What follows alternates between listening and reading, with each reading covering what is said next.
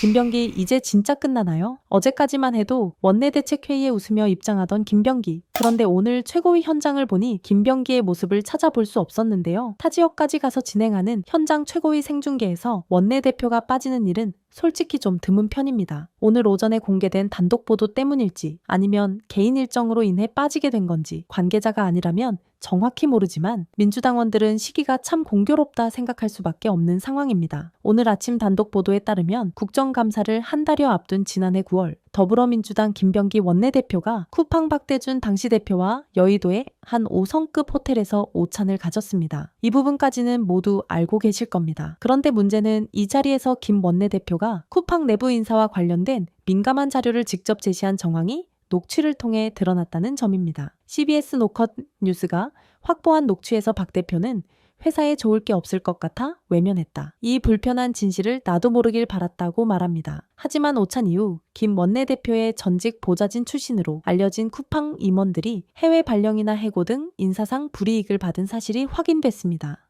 해당 오찬은 개별 룸에서 진행됐고 식사비는 약 70만 원이 결제됐습니다. 법조계는 이번 사안을 두고 위력에 의한 업무방해, 청탁금지법 위반, 그리고 정치자금법 위반 가능성을 검토할 수 있다고 보고 있습니다. 이에 대해 김병기는 해명하는 모습을 보이고 있으나 일부 커뮤니티에서는 3만 8천 원은 거짓말일 가능성이 있다며 새로운 의혹을 언급했습니다. 계속해서 잡음이 나오는 현 상황이 안타까울 따름입니다. 그리고 내란 재판부가 중요한 이유, 여러 번 말씀드려도 부족한데 이에 대한 내용 빠르게 살펴보시죠.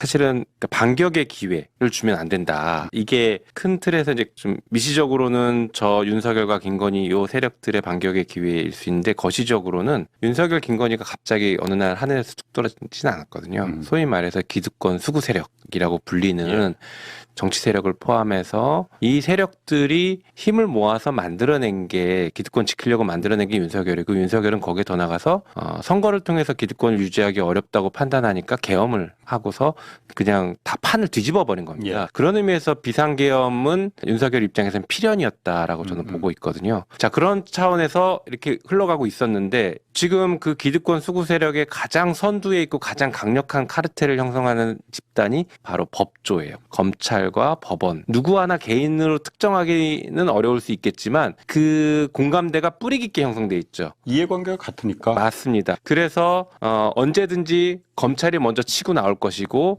검찰이 치고 나와서 정부가 흔들리거나 민주당이 흔들리거나 하면 법원이 새롭게 치고 나올 거다. 법원이 치고 나온 건 간단합니다. 이재명 대통령에 대한 재판을 제기할 수 있다. 요 한마디만 하면. 보수 언론이 또 펌프질할 테고. 그럼요. 이게 잘 맞아 들어가거든요. 그래서 이 기득권 세력들, 소위 말하는 수구 세력들이 계속 준동하고 맞습니다. 윤석열은 빙산의 일각에서 그 뚜껑만 딱 지금 걷어낸 거지. 내란 세력에. 진짜 내란 세력의 뿌리는 남아있거든요. 그럼 이 내란 세력들이 말씀하신 것처럼 반격하고 다시 힘을 키워나가는 이 현상을 우리 개혁 세력들이 그리고 내란을 진압했던 이 세력들이 빠르게 진압을 해줘야 됩니다. 그게 특검을 그래서 저희가 6월 달에 세 개를 동시에 출범시켰던 게 그런 이유였고 그 이후에 내란 전담 재판부를 신속하게 만들어서 이 구조를 만들어서 너희들 이제 더 이상 준동하지 마. 이미 국민들은 너희를 심판했어. 라고 선명하게 보여줬어야 되는데 이 타이밍이 좀 늦어진 거죠. 제가 이제 한 가지